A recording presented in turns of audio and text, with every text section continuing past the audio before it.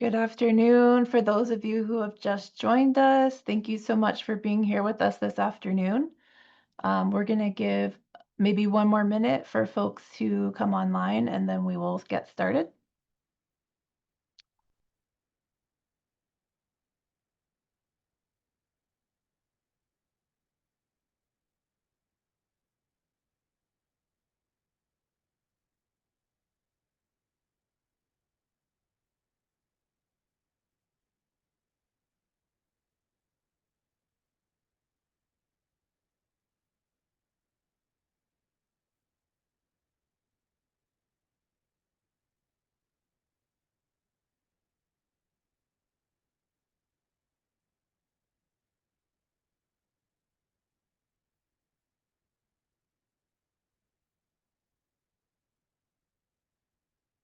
Okay, it looks like we've got a steady number of people in the webinar. So we're going to go ahead and get started for today. Thank you again for being here.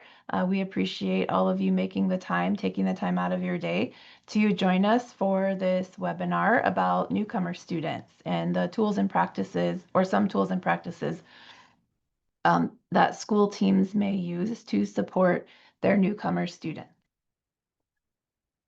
So first want to recognize that we have a wealth of attendees here with us today.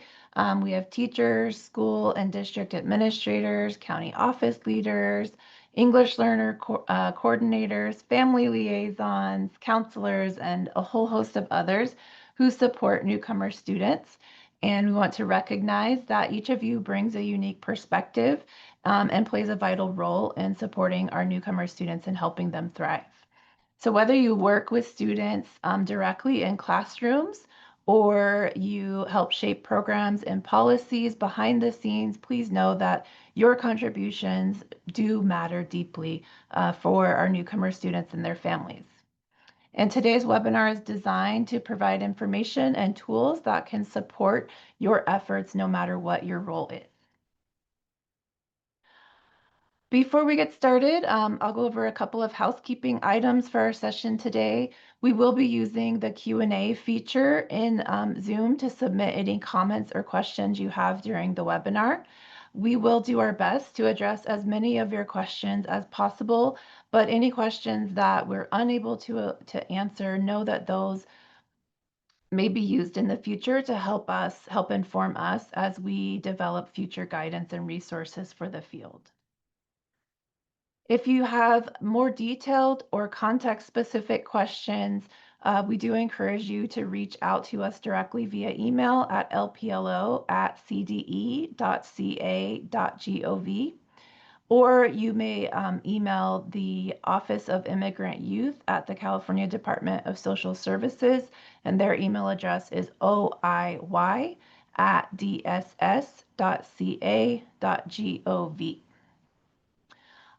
All links and any other resources that we have for today will be shared directly in the chat during the session, but they will be posted on the CDE's Newcomer webpage in the future for your reference. And then finally, this session is being recorded and it will be made publicly available, so you can revisit this content at any time once it's posted. So as mentioned earlier, I did not mention that earlier.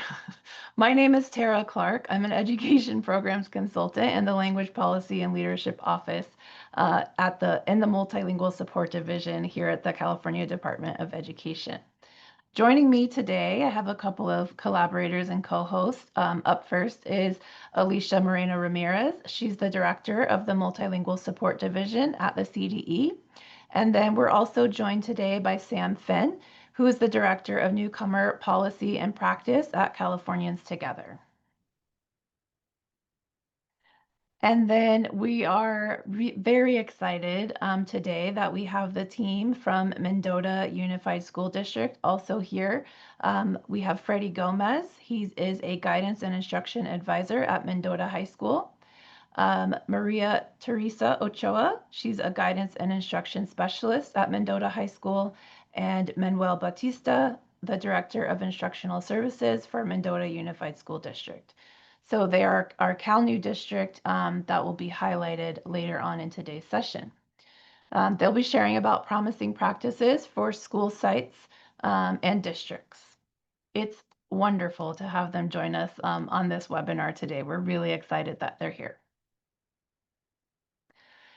So I want to take a minute to share our goals for today's webinar so that you know what to expect. Up first, we'll be introducing some statewide resources that have been designed to support both the academic and social emotional needs of our newcomer students. This includes the AB 714 informational webpage and several helpful PDF guides that you can reference with your team. Next, we'll showcase some promising practices from Mendota High School, which is a CalNEW funded district. Freddie Gomez and his team will walk us through some strategies and approaches that have made a difference for newcomers at their school. And then finally, we want to build some awareness of upcoming opportunities, both through the CalNEW webinar series, as well as the State Superintendent of Public Instruction's office. Our goal for today is that you leave today's session with practical resources, fresh ideas, and a sense of connection to the larger community of educators supporting our newcomer students. So I want to provide a little bit of context about the CalNEW program, since it is one of the highlights that we'll be featuring today. The California Newcomer Education and Wellbeing Program, which is known as CalNEW, is a joint effort between the California Department of Social Services and the California Department of Education. CalNEW helps schools serve as hubs of support for our newcomer students and families, combining both academic services with connections to basic needs such as housing, food, and healthcare. It also invests in family engagement and parent education, as well as youth leadership and college and career readiness. And a key feature of CalNEW is its statewide community of practice and webinars, which helps share lessons learned across districts. Later in this webinar, we'll be highlighting Mendota High School as one of those CalNEW grantees and how they'll be sharing how they put some of those supports into practice. So I'm now going to pass it over to Alicia Moreno Ramirez, who will say a few words about today's webinar and also the California English Learner Roadmap Policy. Thank you so much, Tara. It's great to be in everyone's company, and it's great to see the numbers uptick on the number of participants joining us here today. We're really excited to have you all as partners in this conversation. I personally am glad to be a part of today's discussion as we think about teams and systems planning for really deliberate support of newcomer and immigrant students. This is a type of work that brings the California English Learner Roadmap Policy to life. And today's topic of tools and practices for school teams to support newcomer students really is vital for providing language and academic instruction and services, which is all grounded by the California EL Roadmap Policy. This policy is intended to provide guidance to local educational agencies on welcoming, understanding, and educating the diverse population of English learner students, inclusive of all typologies that are attending California public schools. The English Learner Roadmap includes 4 evidence-based principles that guide instruction for students and guide program planning as well for students classified as English learners. You can see the 4 principles represented here. Principle 1, assets-oriented and needs-responsive schools. Principle 2, intellectual quality of instruction and meaningful access. Principle 3, systems conditions that support effectiveness. And of course, Principle 4, alignment and articulation within and across systems. You'll see following in the chat a link to the California EL Roadmap Policy.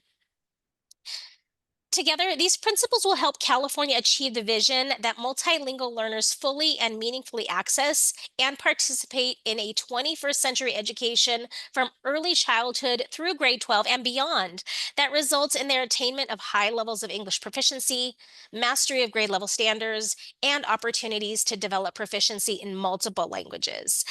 If you have been in one of our webinars before, you're surely familiar with the principles and you've likely already began aligning your local practices to those roadmap principles. And in that case, congratulations are in order. You know that we treat English Learner Roadmap Policy as our compass to guide our work every day. And it's our shared responsibility, our collective responsibility, together with you for implementation statewide.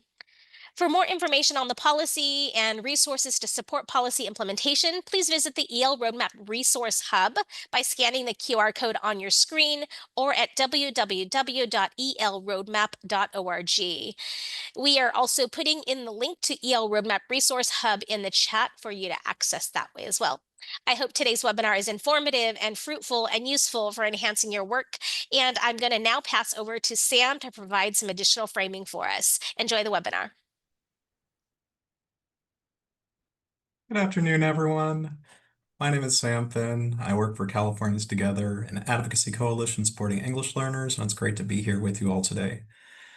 And as we get to gather to hear from our state education agency, from leading educators, we need to take a moment to acknowledge that we're not in normal times. We are in a time of federal threats, of declining enrollment, and uncertainty about education for our newcomers. And so before we jump into those new resources and best practices, let's take a moment to ground ourselves briefly in who we are, where we are, and what landscape we're facing right now. We'll go to the first slide. So we need to remember we are a nation of immigrants. We have the biggest immigrant population in the world, and that population is more likely to start a Fortune 500 business, less likely to commit crimes, more likely to have good food. And the overwhelming majority of the population of the United States are descended from immigrants or immigrants themselves. So at the very beginning of this year, we actually reached a high water mark in the foreign-born portion of the population of our country at 15.8%. So we are just reaching that. It's the highest since 1890.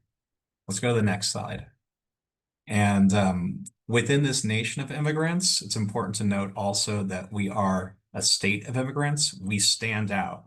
While the country averages 15.8% foreign-born population, more than a quarter of all Californians were born in another country.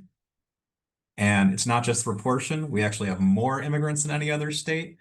We have more than 10 million immigrants in California. That's more than twice as many. Well, it's not more than, it's about twice as many as Texas. It's not a competition, but we are the immigrant state amongst an immigrant nation. And so given all this, it makes sense that we're a state that goes out of its way to share resources, to have an English learner roadmap, to have the CalNEW program.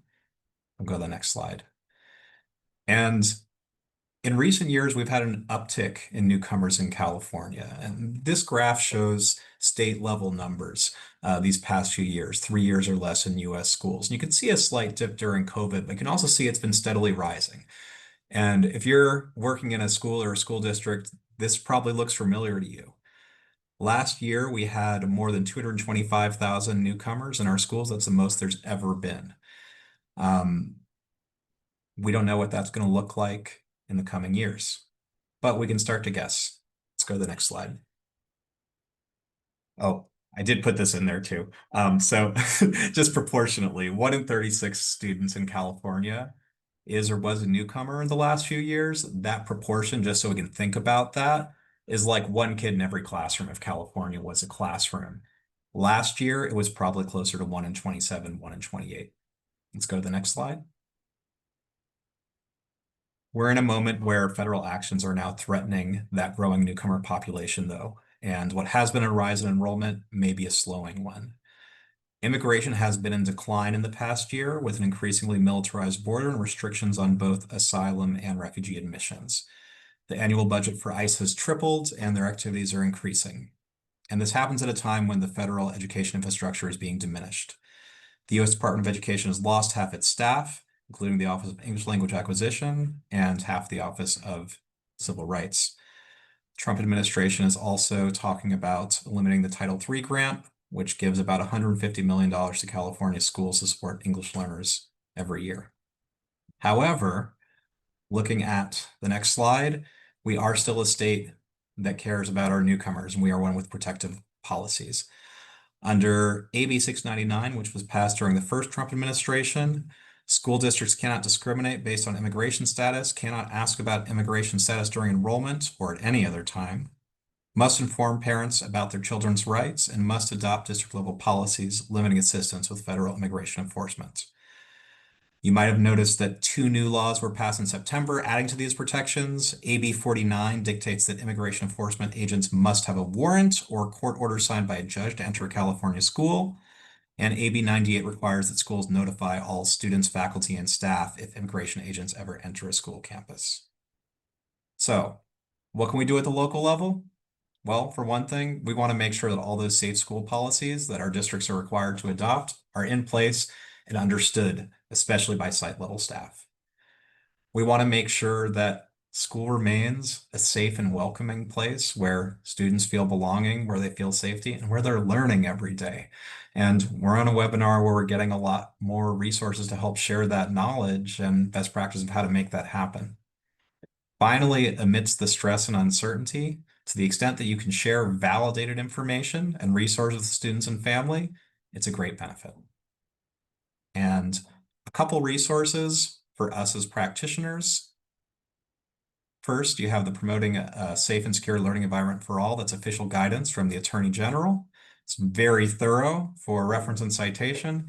You also have this toolkit from the LA County Office of Education addressing very similar material in a very user-friendly way.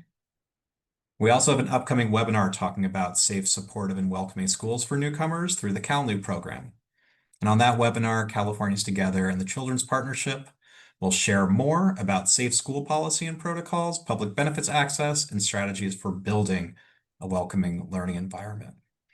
And as we move on to learning more about these new state resources, I just want to say it makes me happy, it makes me grateful, it makes me proud that California is putting out these resources to support newcomers in this moment, that we have people like Tara, we have people like Freddie and Manuel and Teresa. And with that, I'm going to pass it over to you, Tara. Thank you, Sam. So I'm going to introduce some statewide resources to you now that have been developed to support school staff as they serve newcomer students. So the first resource we have to share with you today is the AB 714 webpage. And AB 714 is a bill that was passed in 2023 that did a couple of things. It established a statewide definition of newcomer pupil that statewide definition now aligns with the federal definition of immigrant children and youth. And then it also requires the CDE to curate and maintain on its website a collection of guidance and resources where LEAs can access information to support the academic success and well-being of newcomer students. So it's important to note that this page is still under construction. And it's being updated and added to pretty regularly. So we encourage you to bookmark this page and check back regularly for updates and new resources as those things are added. And the link to that page should have been dropped in the chat for you.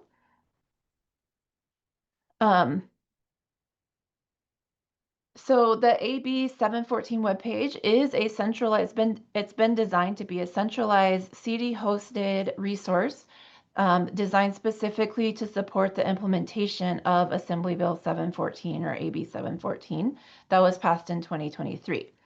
The page is intended for local educational agency and county office of education leaders who oversee programs and services for newcomer pupils. So it does have that lens of that upper level of support.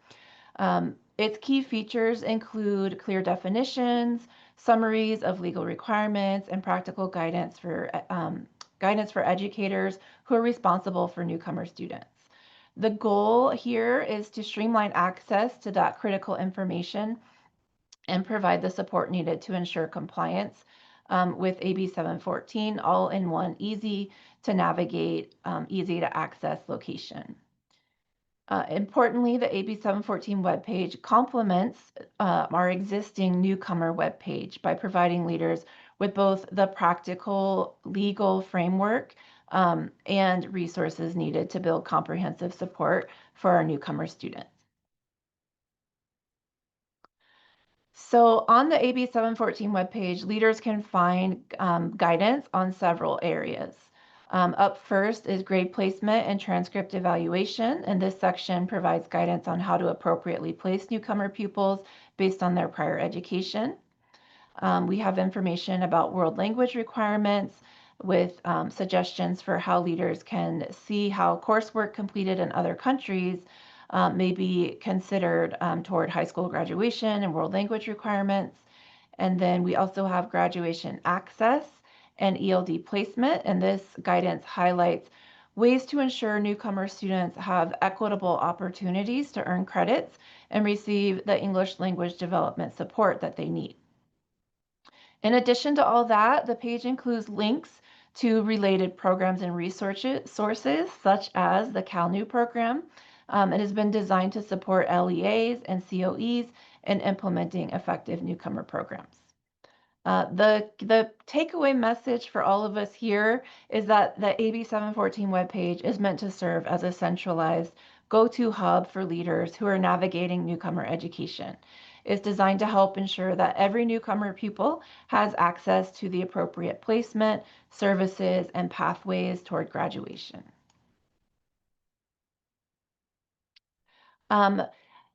To access the page, you can follow the direct link, and you may want to bookmark that link so that you can get to it easily and check for updates.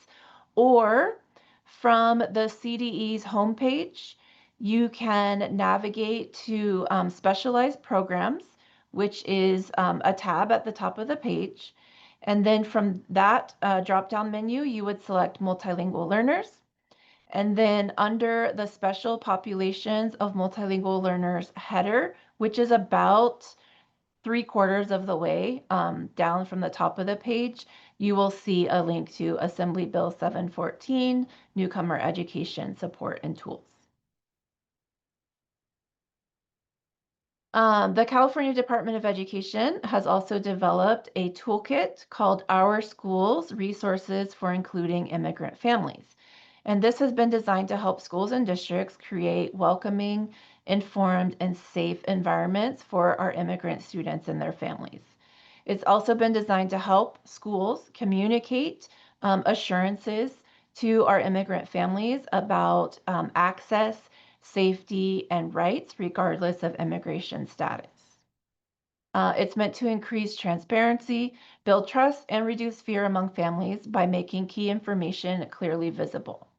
So some key components of the toolkit, we have some examples here on the slide for you, but you'll find posters such as those featured here and office counter signs that can be displayed and that cover rights to education, privacy, guidelines for when immigration agents are present, and caregiver affidavit information. You'll also find guidance for school safety plans, updates aligned with legal obligations, and helpful resources such as mental health support. And we're dropping a link to that toolkit in the chat for you as well, and it's linked here on the slide. Also want to point out that schools can adapt these posters to include district or site-specific policies and contact information where appropriate. And all of the materials in the toolkit are currently available in both English and Spanish, with plans for additional languages to better support our diverse immigrant communities. So additional translations of those materials will be forthcoming as well. So again, this is another page to bookmark and check back regularly for those updates. Some recommended ways that schools or districts may use these resources are to display the posters in high visibility areas, such as school entrances, entrance to the district office, offices, hallways. And then those counter cards can be placed at the front desk, in our counseling offices or family resource centers.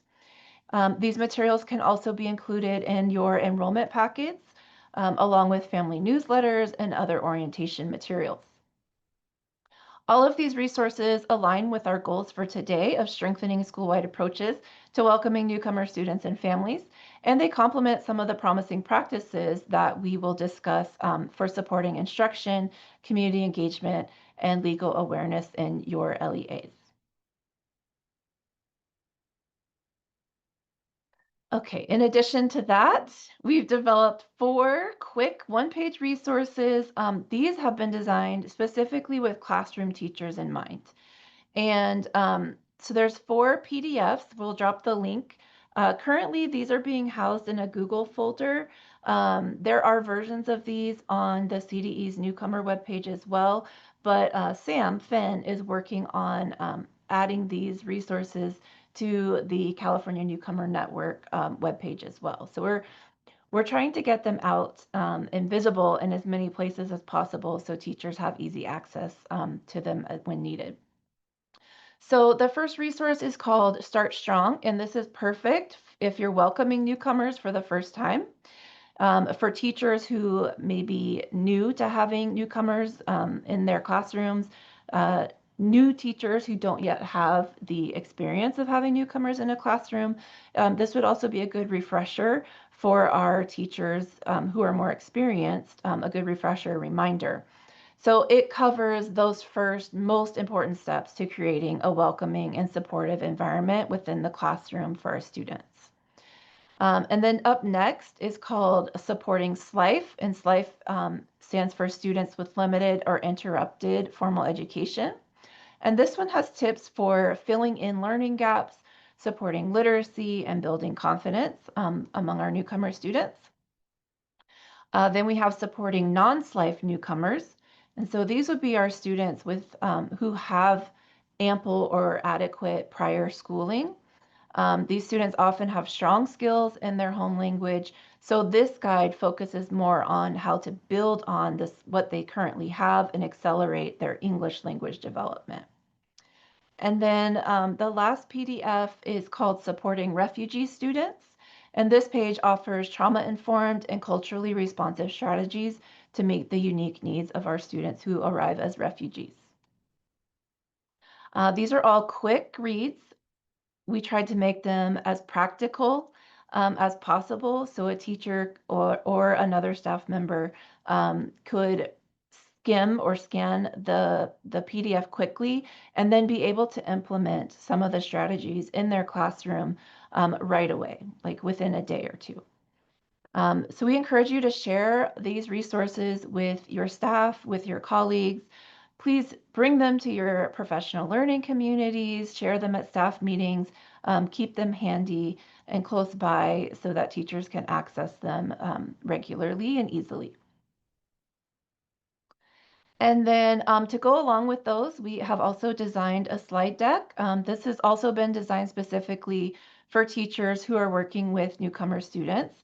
And it starts by answering the question, who are our newcomer students? And it looks at the diverse backgrounds that these students come from and the many paths that they have taken to arrive into our classrooms. We then explore our newcomer student strengths, such as resilience or multilingual skills, their rich cultural knowledge, as well as their challenges, which may include adjusting to a new school system, learning English, and navigating the social emotional impact of that transition. And then finally, the slide deck focuses on teacher moves. So these are practical strategies, again, that teachers and other practitioners working directly with students in classrooms can use right away to make classrooms more welcoming, accessible, and supportive for newcomer students, while also setting those students up for hopefully long-term academic success. So you can think of this deck as both an introduction when needed or a toolbox of tools and resources to help you better understand your students and give teachers and instructional staff some concrete ways to go about meeting those students' needs. So we'll drop in the chat, but maybe think about what is one other document or resource that you think would be helpful for teachers who are working with newcomer students. And you can share that in the Q&A.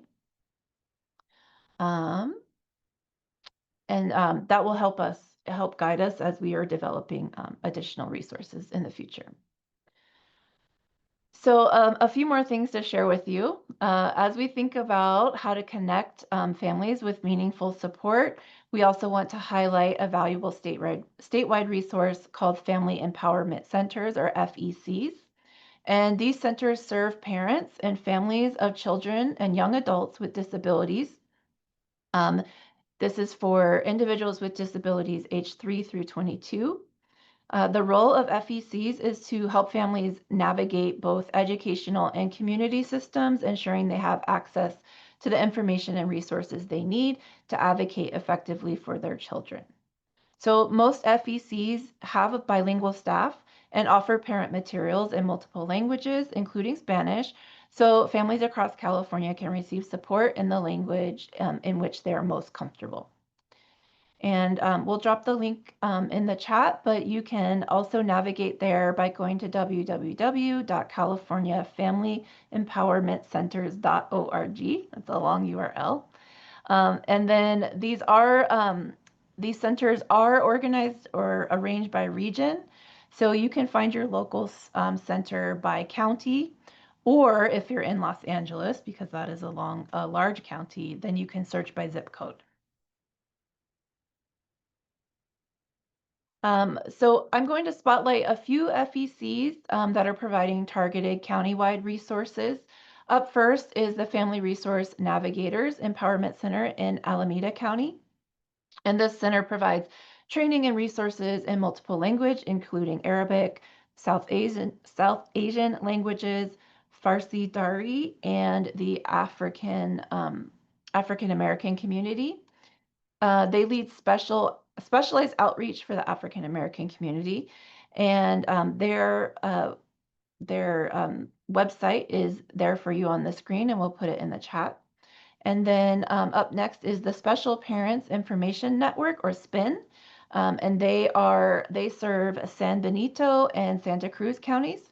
And SPIN does powerful work connecting with migrant, newcomer, and immigrant families. So they offer outreach in farm labor camps. They help conduct home visits, and they even deliver resources directly to families. So you can learn more about both of those FECs at the links on the screen or in the chat.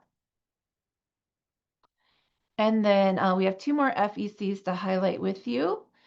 They are making a meaningful impact through culturally and linguistically responsive support. So first is Parents Helping Parents in Santa Clara County. They offer a library of videos and workshops in both Spanish and Vietnamese that helps families access high quality information in their home language. One upcoming event that they have to take note of is their Disability Benefits for Immigrant Families, Know Your Rights workshop on November 20th, 2025. So that's a great example of how they're directly addressing the needs of our immigrant families. So you can learn more through the link on the screen and in the chat. And then last is the Early Start Family Network and Family Empowerment Center that serves Riverside and San Bernardino counties. And this center provides outreach and culturally responsive support for families in regions with large migrant populations. So they help ensure that families in these communities have equitable access to information and services. Their website is also on the screen, and we will drop it in the chat. Okay, so we've been talking at you for a little while. So we're going to pause here and take a moment for some questions or comments. I know a lot of you have been using the Q&A box, so but I want to point out that we welcome not only your questions, but you can share reflections, examples from your own experience, or requests for clarification, and we'll do our best to respond. So this is the interactive part of the webinar, so please take the time to share with us. And I think Robin is going to highlight some questions for us. Yes, so we've been getting lots of questions. We really appreciate that. So one of the first questions we have, though, is what is the definition of a newcomer? That is a really good question. So remember, I said earlier when I was talking about Assembly Bill 714 that that established a statewide definition of newcomer pupil that aligned with the definition of immigrant students or immigrant children and youth. So, so now newcomer students are defined as students who are aged 3 through 21 who were not born in any state. And any state means each of the 50 states, as well as the District of Columbia or Washington, D.C., and the Commonwealth of Puerto Rico. And then, so that's the second criteria. And the third criteria, students who have not been attending one or more schools in the United States for more than 3 full academic years. And we do have information in a couple of places on the CDE's webpage about newcomer students. We have the newcomer students page, which we can drop in the chat, as well as the AB 714 page. And both of those pages are good sources of information. Any other questions, Robin? Oh, thank you so much. So I just wanted to highlight some of the comments that were coming in. Yeah, great. And so we had some people saying that it would be helpful if teachers and admin understood what our legal responsibilities are. So we really appreciate that comment. There's a note that says there's a high need for instructional strategies for middle and high school teachers that support newcomers, in addition to creating that warm and inclusive learning environment. And then we had somebody say that I think videos of teachers teaching the instructional strategies that you share would be really helpful for teachers. So I just wanted to highlight those comments. That's a good idea. I like to go with the PDFs, maybe some of the strategies. Yeah. We can also maybe link to our ELD, our integrated and ELD YouTube videos that are on YouTube for the instructional piece as well.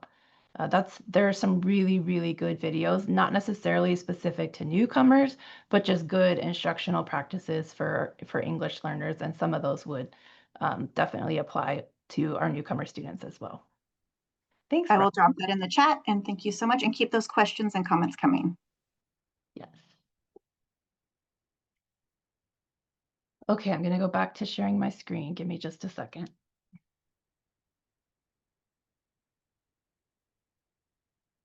Oh, sorry. Okay, I lost the menu bar to share my screen. Hold on.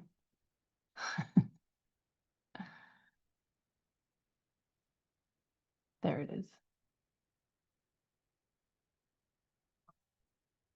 Oh man, sorry guys. Well, it wouldn't be a webinar if there wasn't some sort of technical difficulty, right? Okay, let me get that back up. Hold on. Okay, so thank you so much for your thoughtful questions and insightful reflections. We will continue to respond to questions in the Q&A as best we can, but I'm very excited for the next section of today's webinar, in which you will get to hear from Mendota Unified School District, specifically Mendota High School, and the comprehensive steps that they've taken to support their newcomer students. So I'm going to hand it over to Freddie Gomez and his team from Mendota. I do want to point out that they are all dedicated educators with deep experience supporting newcomer students, and they bring real-world insights from the classroom, as well as their passion for helping multilingual and newcomer students thrive. So they're going to share some strategies, stories, and lessons that they've learned along the way through the CalNEW program about how schools can open doors for newcomer students. So I'm going to stop sharing so Freddie can take over. And then Freddie, if you want to turn your video on, that way you're highlighted.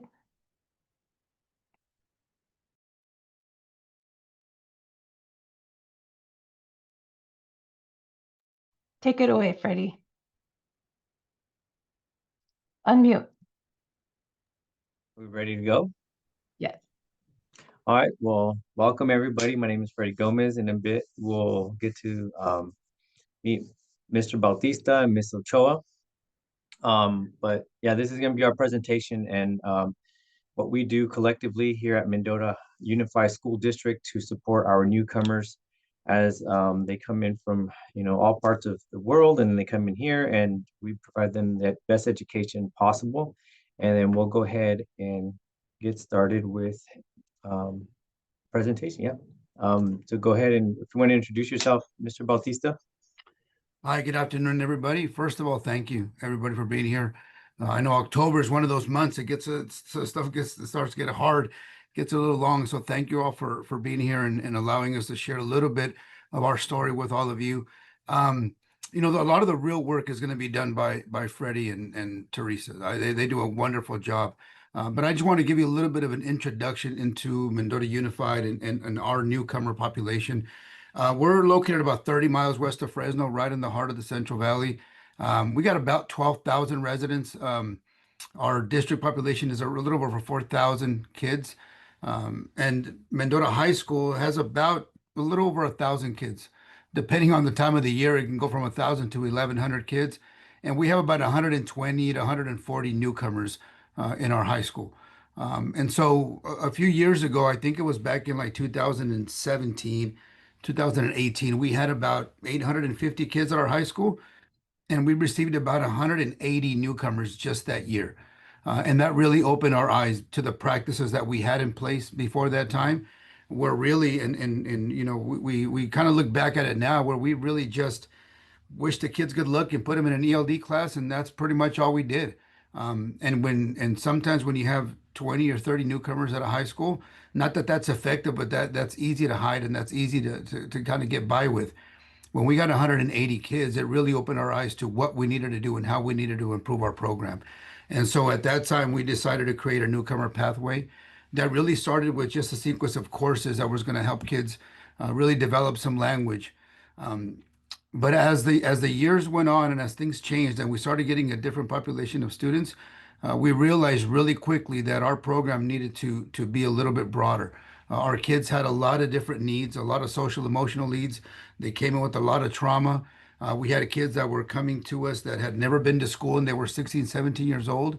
We had kids that had interrupted schooling for 3 or 4 years. I think a lot of the different circumstances that I think some of you guys are seeing in your own schools. And we realized that we need to do a really important job of meeting the needs of those kids. And so Teresa and Freddie are going to talk a little bit about what that process is like within the school. But there was a couple of things that we really needed to make a focus of our program. I know Sam Finn earlier talked about the uncertainty in these times and how difficult these times are for a lot of our kids. And that's true. And so one of the things that we really wanted to establish was a safe place to come to school. Alicia earlier talked about being welcoming, understanding, and then educating our kids. It's tough to educate our kids without being understanding and without being welcoming. And so we have to start with safety as a priority for our kids. We have to make sure that our kids feel safe. And so to do that, there has to be a lot of communication. There has to be a lot of communication with parents. There has to be a lot of communication within our own site, within our own district, with our teachers, with our support staff. With Freddie and Teresa, who put a lot of these programs together, we have to make sure that we're always in contact with our parents. One of the things that we came across was when we got a lot of unaccompanied minors, a lot of those students were living with family, but they didn't know this family. They didn't know who they were. They didn't know anything about them. And for a lot of those guardians, just dealing with the school was something different because some of them had never had kids. And so it's just really important that we opened up our doors and we really communicated effectively with those parents and with those guardians to let them know that we were here to help. We always keep saying, once you come through the gate, we don't care about the politics. We don't care about how you got here, why, none of that. Once you get past our gates, we're here to help you. We're here to support you. So we had to make sure we had a really effective communication. The other piece of that in these times is having a comprehensive approach to how do we respond to certain situations. These last couple of months, it's been scary for some of our kids. There's a lot of questions asked by some of our staff. So we have to make sure that we have a comprehensive plan and how we're going to respond to these different situations. Whether it's law enforcement or whether it's immigration or whether we have to make sure that all of our staff knows exactly what we need to do when those things happen. Thankfully, none of that has happened in our district so far, but we still want to make sure that we train our staff how to handle inquiries, how to handle questions. That's really important. One of the things that I think has been very effective for us, if we have SROs at each one of our sites, and our SROs have done a really good job of building relationships with our kids. There's a lot of trust between our kids and our SROs, and I think that makes them feel really safe because I think it lets them know that even though there's people in law enforcement, that there are people that want to support them and want to help them out, and that's really important to us. But I think more important than anything is building trust with our students, building trust with our newcomers. Freddie's going to talk a little bit about some of the non-clinical approaches that he does at the site. But if kids don't trust you, it's going to be very difficult to educate them. They have to be able to trust you. A lot of times, kids build that trust enough to tell us a lot of stories, and a lot of the stories are tough to listen to. They're tough to hear. There's some very tough circumstances, but we appreciate that they trust in us to tell us some of those things because now we can kind of go out into the community and see if we can find some resources for them and see what we can do for them within our own school because that's really just really important to make sure that they're in a supportive and a secure environment when they come to our schools. And that's difficult to do if they don't trust you. So we have to make sure that we have conversations with those students, that we listen to those students, that we're supportive with those students, and not only with them, but also their parents and their guardians. We have to make sure that they understand that we're here to help and we're here to do anything we can to educate their children. Let me go on to the next slide, Freddie. And in order to do that, we have to be able to support them with resources around the community and within our own site. There are a lot of resources that we have now at Mendota High School that weren't around in 2017 and 2018. Because when I mentioned earlier about when kids would come in and we would put them in an ELD class and pretty much wish them luck, we're not necessarily proud of that. But it's where we were. And you can't move forward unless you just acknowledge your reality and where you're at and what you need to improve on. And one of the things that we noticed as the years went on, and we noticed that the situations and the circumstances that these kids had gone through and the things that they were coming in with, we realized that it's not just about what we do in the classroom. It's a much broader scope of work in order to meet the needs of these kids. And we had to reach out to our community. We had to reach out to the different resources around the community, whether that's health, whether that's mental health, social emotional help, monetary help. There's a lot of different resources in our community and I think that the beautiful part about Mendota is that even those resources that aren't part of the school system are very supportive of our students and of our kids. That makes our life so much easier. For them to be able to, at a drop of a hat, we can give them a phone call to come do a presentation to our parents or come and inform them about some different resources that are available, and they're always willing to help us. That's a blessing for us to be able to have a community that's a true community in regards to really help supporting our newcomer students. So I just wanted to give you a little bit of a kind of a background of where we're at and what our passion is and what our drive is for these kids. And I think to sum it up, it's we care about kids, no matter where you come from, no matter when you got here, no matter what your circumstance was. Once you walk through the gates of Mendota High School and the gates of any school in Mendota Unified School District, we're going to be here to support you. We're going to be here to help you. And to talk to you guys a little bit about what that looks like, I'll hand it over to Freddie and Teresa. But I'm really happy and really proud of the work that they've done. One of the things I've learned over the last few years is you can have the greatest plan in the world, but if you don't have the people that can go out and execute it and people that are passionate about students and passionate about kids, it's going to be very difficult to get it off the ground. And so I'm just blessed as a district administrator to have people like Teresa and Freddie at our sites that are passionate and are very informed and really willing to do whatever it is necessary for these kids. And so with that, I'll pass it on to Freddie to talk a little bit about the things that he does when our newcomers come into our Mendota High School. Yes, sir. As Mr. Bautista had mentioned, it's a blessing for me too to be here at Mendota Unified. I do have a backstory, and as I heard Sam talk about, what newcomers are and who they are, it reminded me of this picture. I just really quick I want to share. This is my story, right? So, and I share this story with newcomers when I do a presentation about college. So I'm not gonna spend too much time, but this is a picture of me and my brothers before they came to the United States. Um, one of them is a principal at a high school. One of graduated with a chemistry degree, and here I am. I'm the baby. So believe it or not, I'm the baby that my brother's holding. So I think that I think that the narrative about this story is that you never know what student is going to walk through your school.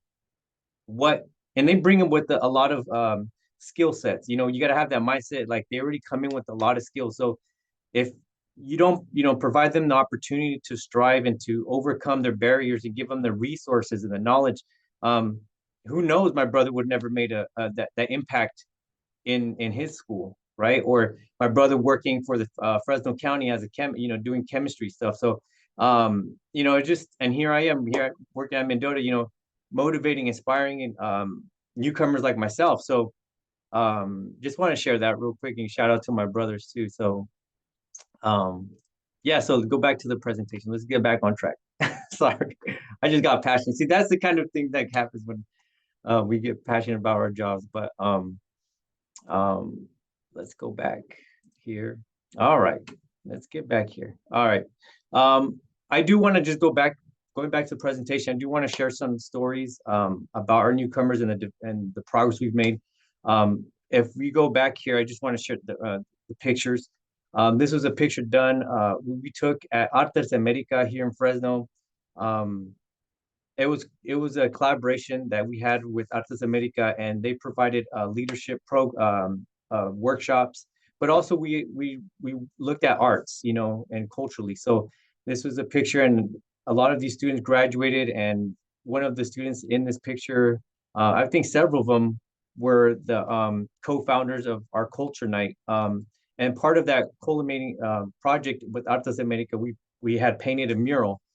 So newcomers got together with all kinds of students. And when I say newcomers, I should preface this is that we include all students.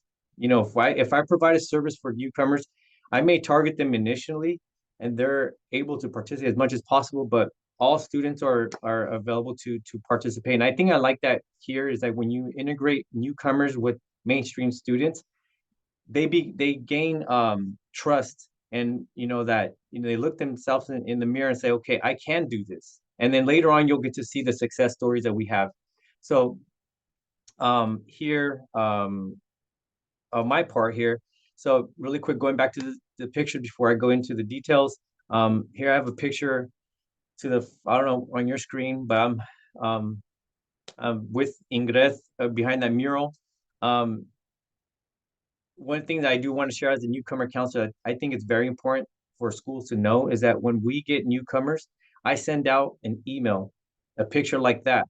And I say, hey, this is, Manuel Bautista, and he comes from Mexico. And, in Mexico, he was going to school to study this. And a lot of my students, sometimes they come in with degrees. So I mentioned that in the email, and I send it out to all the admin here in the office, the nurse, the librarian, the campus security, and their teachers, so that we know that when that student walks in through that in that classroom, or they're walking our campus, they're not strangers. They know who they are if they read the email and say, okay, that's the new student that came in to Mendota High School. So I did that intentionally because I would just put myself in their shoes, and first impressions make a big difference. When I talk to my newcomers and I talk about, hey, how was this class, or how was your day, that first impression makes a big difference for them, and it can either deter them to pursue a high school diploma, or actually stay the course and go through the grind, because it's not going to be easy, but they'll go through the grind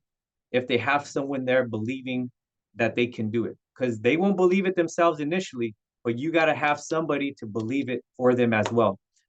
We've in the second picture, we've taken newcomers to go do volunteer hours and serve. In that picture, we went to an agency where they serve the homeless food. So, so that was a good experience for them to see that part, that a lot of our newcomers were like, that was a culture shock, So it was a good experience for them to go into the community of Fresno, serve food, and do community service hours in that manner. The third picture is another, and we'll get to see a video shortly. Another example of when Artes America collaborated with us. There were different workshops. So the mural was one. We did video, photo. And so, it was just an opportunity to get our students acclimated to the arts. I think that was very important. And then the last three pictures, I want to highlight all of them because each of those students has a story to tell, and they got ASIC of the month. That's something that we developed with our ELD teachers, and they filled out like a calendar of goals. So we met like a goal month, and so each month we were tracking points and how many times were you talking to your counselor, how many times have you checked your grades, how many times have you slept 8 hours a night, how many times have you eaten, all the different things that I put into that monthly goal sheet that I think that takes to take for students to have success at the high school. Students were tracking, and the student with the most points were given the ASIC of the month. And so some of these students went through homelessness.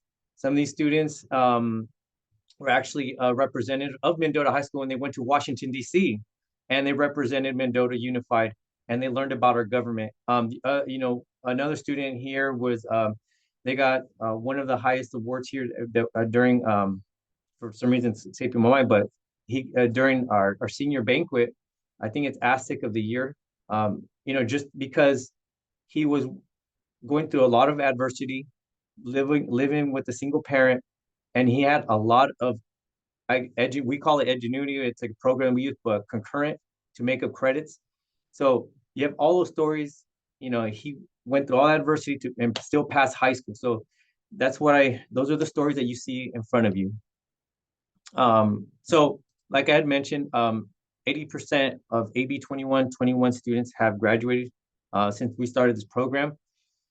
So that means that students who come in as a junior, senior year, they have to complete 130 credits. And so, like I said, I mentioned like in the picture above, it's a tall task. Not only do they come in with very limited English language skills, but they're learning English, they're going through the classes, and sometimes, as we had mentioned, we have educational gaps. And coming to Mendota High School was the first formal education experience. So to have a counselor, to have teachers work with the counselor, and someone like Miss Ochoa, we're all always communicating, hey, we heard about this about Freddie in class, maybe he needs this type of help, or he's doing really well. Let's push him to take more advanced classes. So that's what it takes to, get these students to graduate at that high percentage. 95%. So part of my experience going through the high school system as, first generation student is sometimes you got to have someone advocating for you 100% of the time. Like I remember the only time I spoke to my counselor was in senior year, and he said, don't screw up your life. And then he had like, hey, these are your options. And that was it. And I was like, okay. Luckily, I went to Reedley College, and that's where I began my educational journey. But when I had this platform here at Mendota High School, I thought, you know what? And I encouraged my counseling team. I said, let's make it a point that we make all our students sign up for a community college. So there are some students who are dead set that, I'm going to go straight into the workforce, or, I have a family business, those cases. But the majority of the time, I can tell you right now, there's a high percentage of students who already signed up for Fresno City and West Hills College in Fireball. We've already established that since I started working as a newcomer counselor. So, and also we require all students to complete a FAFSA and CADA application. And even if they don't qualify for the CADA application because of their immigration status, we still encourage them to speak to an advisor from that particular college so they can take non-credit classes, so they can build up credits to take regular classes, or whatever measure they want to do in the future. But yeah, there's always a plan, and I want students to always have a plan from Mendota High School and have the resources. And even if they don't accept it, I want them to go home and say, you know what, Mr. Gomez gave me the resources, and I knew what I was saying no to. And if we can do that, if I can do that, and our counseling team can do that for our students, I think that's a success. So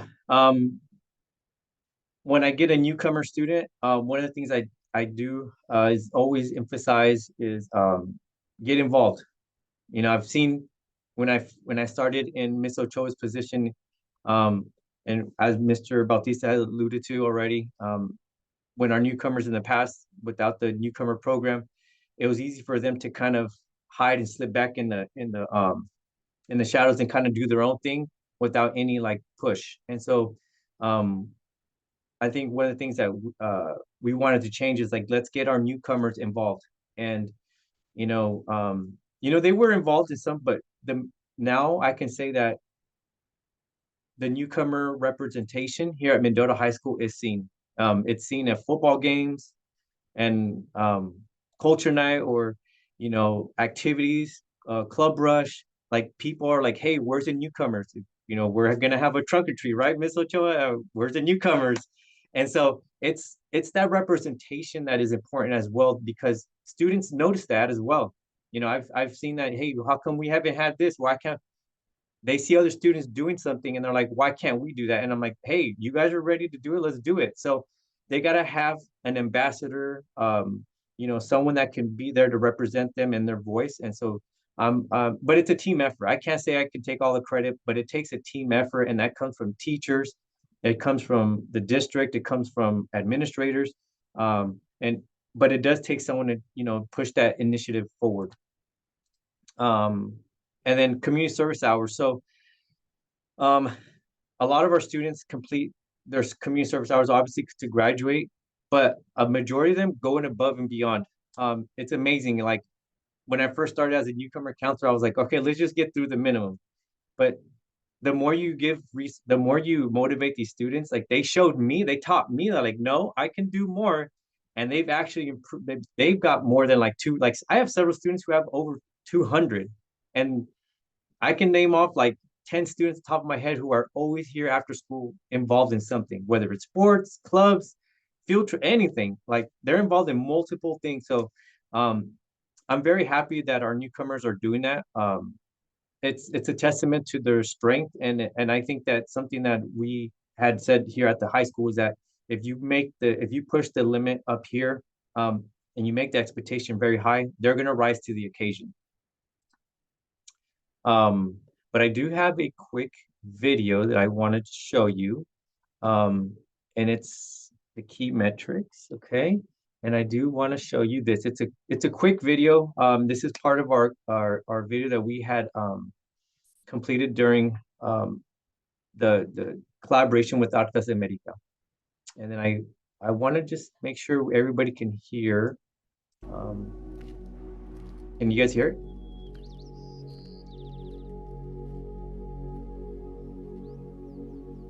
¿Por qué migran las aves?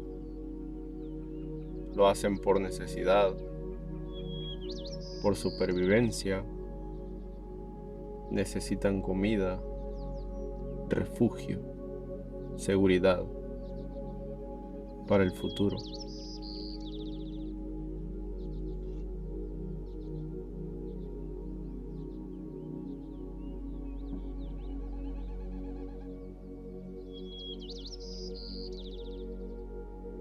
Mientras digo esto, creo que estoy soñando.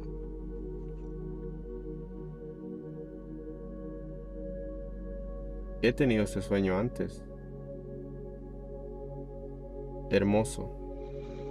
No sé. Pero lo soñé. Y volveré a soñarlo otra vez.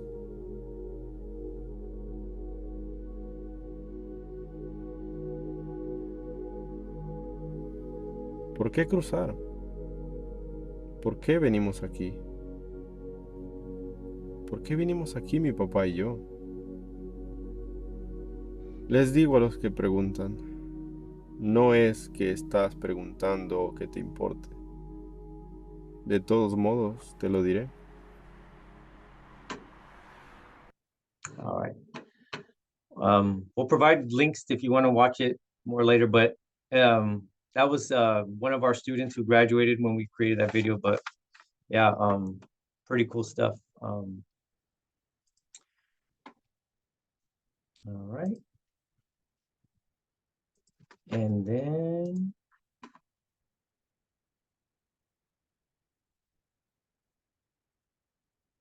all right. So call to action. So engaging newcomers. So it's essential strategies for fostering inclusion and support for our newcomer students. So here we have a picture of our newcomer group. Something that before one of our students, Andy, was very passionate about bringing his skill set, right? When I was talking to him when he first enrolled here at Mendota High School, it was casual conversation. I'm like, hey, what were your likes in El Salvador, and what were you good at, and what were you already doing? And he was like, you know what? I make YouTube videos. I love dancing. I love cooking. You know, I was like, oh yeah, you got a YouTube channel? He goes, oh yeah, man. I love dancing. I was like, oh okay. Then I took him to a workshop at Fresno State, and they had the folklorico, and he goes, oh, I can do that. How come we can't do that here at the high school? So um that had just like everybody started hearing that and seeing his performance and the performance that he put together with other students and getting students involved. And so all of these students were getting involved. That picture is a mixture of not only newcomers, but um, students who were born here, but they were just, they felt that momentum like, hey, I want to be part of this. And so they were at actually this picture, they were at I believe Washington Middle School here at Mendota, and they performed during one of their carnival night. So yeah, so identify student population. So it's very important to identify who they are, right? That was when I first started here. That was like, you got to identify what are our newcomer students. So, 3 years, any student who comes in from another country or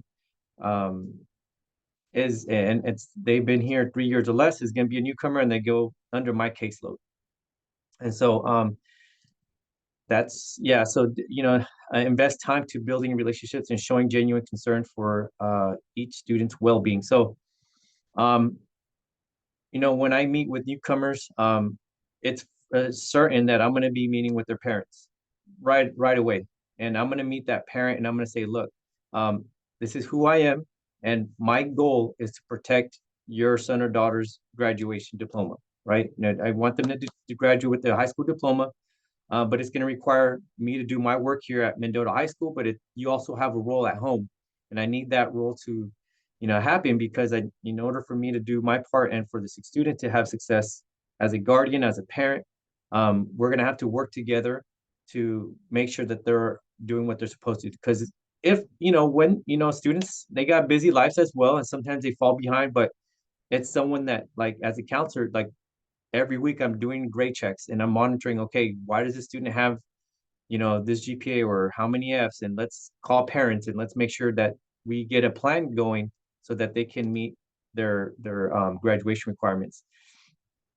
Let's motivate newcomer students to engage in trips, athletics, clubs, and classroom presentations. So there, in a little bit, we will see a picture where students are given leadership roles. And I think if anything you want to take away from this part is that you have to trust in newcomers and put them in leadership positions. That's something that I had to learn to do. And once I got that established, I think others started to believe them and say, okay, let's take them to the elementary and do a presentation on this. Or we've taken newcomers to other schools and they do a read, right? They're reading Dr. Seuss books or reading to kids, and kids love that, man. The kids love to be that role model, because they start to be like, wow, like I could make an impact. And when they come to the high school, and you'll see in a little bit, and the newcomer experiences that when they come here, they're like, okay, I'm afraid because I don't speak English, and I think I'm just like I'm like insignificant. But that's totally the opposite, because when you put them in leadership positions, they really make a great impact on school. And so create an environment where newcomer students feel valued and their opinions matter. So in this at this point, I would like to kind of have a, this is a culture night, right? So this is kind of like an example. This is last year's culture night, but you'll see the impact that, again, this is all student led. Newcomer students, as a newcomer council, we meet together, we put what do we want to see that night, and this is what it looks like.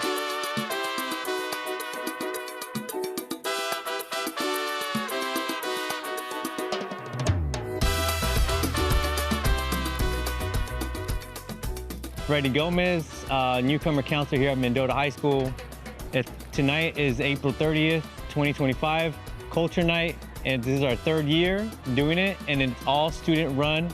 I want to put our newcomer students who come from different countries or out of countries who come into the United States, come into our high school, and this may be their first high school experience or formal school experience, and for them to get involved in leadership, get involved as far as putting on a show, providing an event that's fun for the families, for the staff.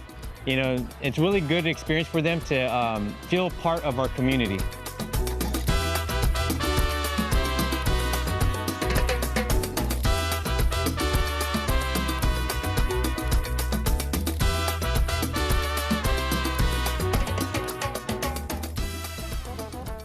Hola a todos, mi nombre es Andy Hernández, soy del grado 12 y estamos en la Noche Cultural de Familia en la Mendota High School. Espero lo disfruten ya que es el tercer año y uno de mis últimos años haciendo el performance, lo que es el baile folclórico de la Mendota High School. Y aquí está mi grupo que va a decir hola. All right, thank you, Andy. And it's a very fun event.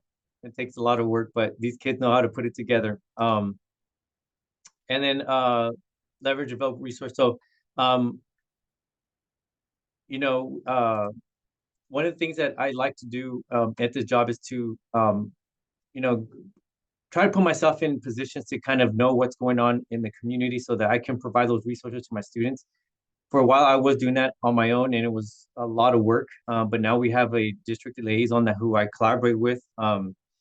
And that makes everything a lot easier for me to focus back on what I need to do, which is review transcripts. Let's schedule college trips, or trips in general. Like we went to Alcatraz, and it was a first experience for a lot of teachers who went, and then for the students themselves. But going back to community resources, it's very important to have that connection because they want us that when Mr. Bautista talks about trust.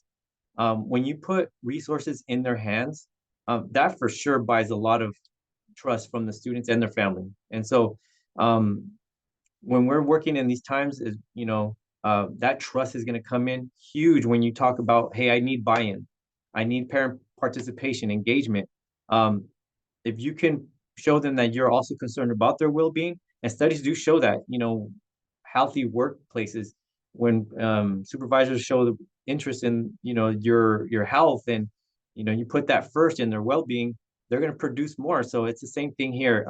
So I would highly recommend having someone that can tap into resources in the community, that can share that with the counselor or the school, so that we can coordinate those events or those resources for families. And then celebrate achievement. So this is something I had to learn along the way.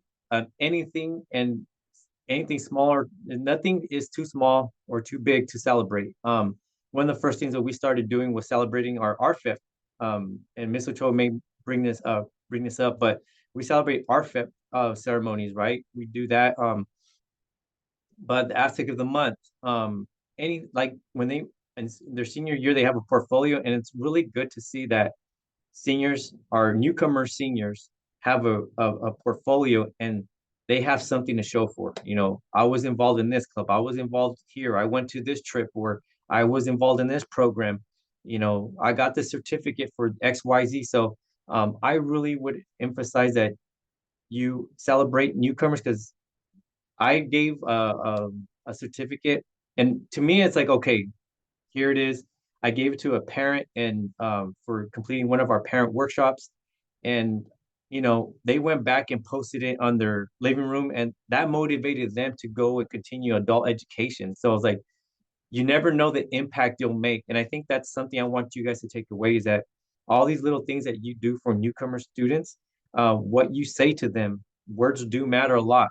How you treat them, what resources you put in their hands, that matters a lot to them. And so that could be the difference of being disengaged and say, you know what, the education system didn't do me good. I'm good. I'm gonna go somewhere else.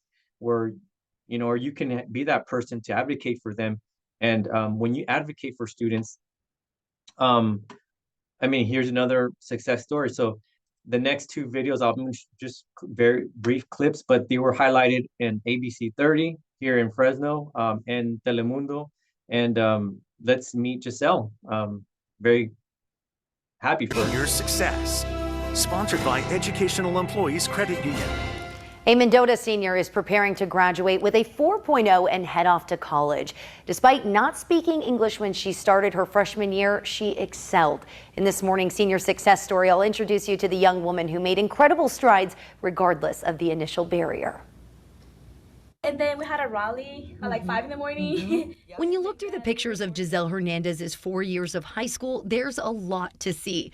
That includes her time in the cultural club. So we had this once a year. I was part of the co-founders of this group. To Future Farmers of America. Oh, and this is when I participated in state conference for FFA. And community events. Yeah. You've been busy. You've been busy. As graduation approaches, she's reflecting on how her time began at Mendota High School. She and her family had just moved from El Salvador ahead of her freshman year. She had to adapt to a new country, new city, and new school, all without speaking English. I was really scared about coming to an American school because of the language barrier, the expectations, the culture, the environment. Everything was so different. All right, and this is Telemundo's version of her success story. ¿Vas a extrañar estos pasillos? Ay, la verdad es que sí, ya mañana es mi último día. Ella es la joven estudiante Giselle Hernández, de la preparatoria de Mendota. Giselle llegó al Valle Central en julio del 2021, procedente de El Salvador, e ingresó a la preparatoria de Mendota para continuar con sus estudios. ¿Qué ha sido lo más difícil para ti estudiar en la preparatoria? Pues yo sí diría que simplemente lo que es el nuevo idioma, ya que obviamente es muy diferente la transición de estar en una escuela donde se habla el español y uno nomás se puede comunicar con cualquier maestro, cualquier amigo, y simplemente cambiar acá y luego no tener a nadie. O bueno, sí hay muchas personas que hablan en español, ¿verdad? Pero pues es muy diferente porque uno piensa que o lo van a ver de menos o todo eso, y pues creo que ese miedo de no ser aceptado socialmente y también el miedo de fracasar por no saber el idioma. Me cuenta que a pesar de sentirse muchas veces aislada de sus compañeros de clases por no hablar inglés correctamente, eso la motivó para superarse cada día en la escuela y sobresalir en cada clase. Giselle es especial. Freddy Gómez es el consejero de la preparatoria de Mendota para estudiantes que llegan de otros países. So yeah, in that video later on, she does say that she was accepted to Berkeley. So I'm very proud of her to even like get to that point, starting out as a newcomer, starting at our, ELD 1A class, which is like, learning the basic of the sounds, right? The 44 sounds of English. And then by the time she gets to high school, to her senior year, she's applying to, not only did she meet her A through G requirements, but she's applying to Berkeley, right? And right now she's attending UC Irvine. So again, going back to that first picture of me and my brothers, is like you got to have that mindset that every student comes in with some assets, regardless. And some of them are going to have some traumatic experiences where you see that, I guess, change the trajectory of their educational path. But still, our job as educators is not to worry about what's going to happen in the future. Are they going to go through it? Like my job is to focus on what I can control in the classroom, at school today, and if I view it that way, every day is very meaningful. Every time, every minute is very purposeful.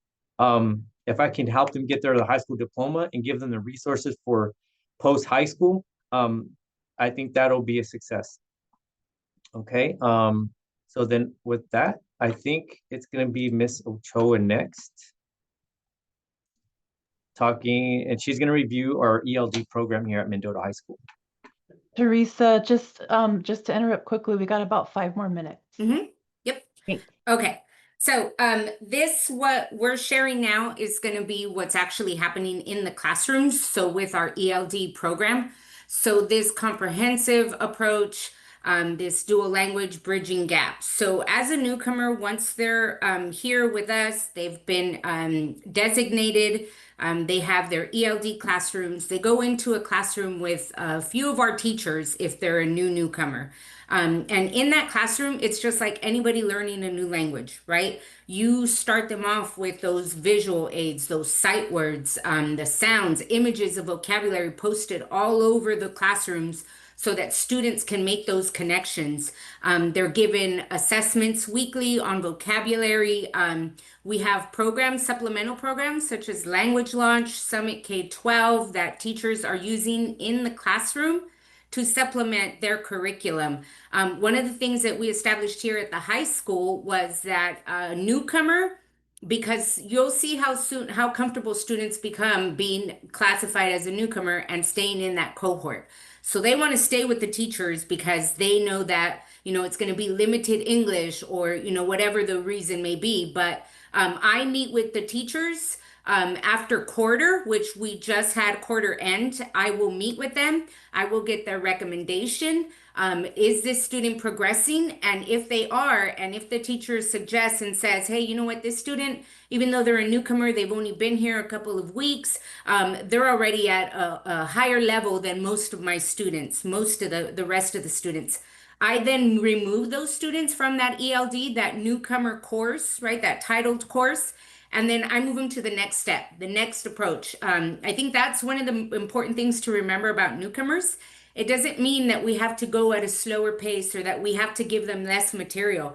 It just means that they have that language barrier. And when you set high expectations for them, they're going to meet those high expectations because, again, the goal is they want to be a part of our culture, just like we want them to be a part of that culture. So that happens in like the newcomer classes. Then once they've been here a couple of years and they're still an English learner, they get to take the regular English classes or the shelter classes. That's where in there it becomes that these newcomers, these students, what they really want is that reinforcement that yes, you can do this. Yes, you are capable. Just because, again, you're an English learner, you're a newcomer, it doesn't mean that I'm not going to expect you that by the end of this semester or by the end of the unit or the lesson, that you're not going to grasp that material. And in the classroom, in a regular classroom and not sheltered classroom, I have the distinct pleasure of being in that classroom before.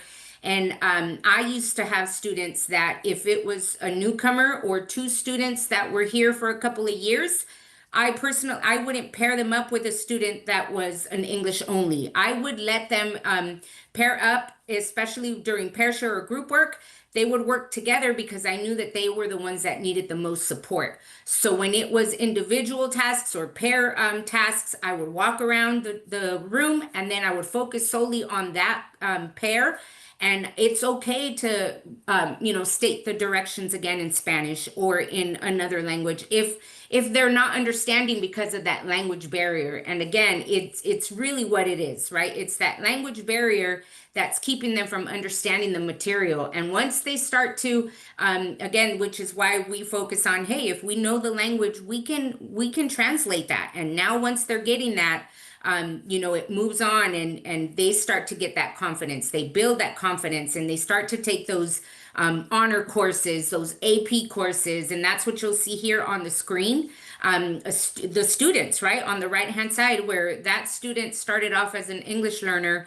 I talked to his teachers. His teacher said, no, you know what? He's too advanced. He doesn't belong in the newcomer class. We moved him along, challenged him. He rose every time that we challenged him. And that's, where you see him now. He's a scientist working in San Francisco. And again, this idea that this student, when he came to us as a newcomer, parents father was not on board. Father brought him in because he needed to work to support his family. So that communication with, trying to communicate with parents that, look, the importance of an education, that sure, you might not see income for a couple of years because he's not going to work for you, but just think of where he is now and what he's able to provide for the family, as opposed to him having him work when he arrived here to the US. So it's really just, the message here on my end in the classrooms is, if they're a newcomer and they're learning the language, then you start them off just like you would learn any language. You start them off with providing all those visual aids, all, the lists of the words and, repeated practice and practice. And you continuously move them through that ELD program so that they're not comfortable and just, I'm an EL, so I'm going to stay an EL and a newcomer for my whole high school years. Thank you so much to Freddie and the team. Unfortunately, we are coming up. We have 3 minutes left in the webinar, but there were some questions in the chat about the videos, and we do have links to those videos that we'll post along with the recording when that's ready at a later date. But I do want to make sure that we cover a couple more things before we all hop off for the evening. So we do have a couple of webinars coming up that we want to highlight for you. The first is a webinar with our State Superintendent of Public Instruction, Tony Thurman. That's coming up on Tuesday of next week, Tuesday, October 21st. It starts at 11 a.m. And the link to register is there on the screen for you, and we will also drop it in the chat. But this will be a panel webinar, so leaders from LEAs across the state will be talking and sharing their strategies to support immigrant students and their families. And the focus of that webinar is including immigrant students and families, not just newcomers. And then I want to highlight again Sam's webinar for CalNEW that's coming up on November 20th, the Safe, Supportive, and Welcoming Schools for Newcomers. So unfortunately, we don't really have time for any additional questions. I do want to thank Freddie and Teresa and Manuel for sharing the wonderful work that you are doing at Mendota Unified School District and Mendota High School to support your newcomer students and their families. Thank you all for your attendance today, for being engaged and active participants.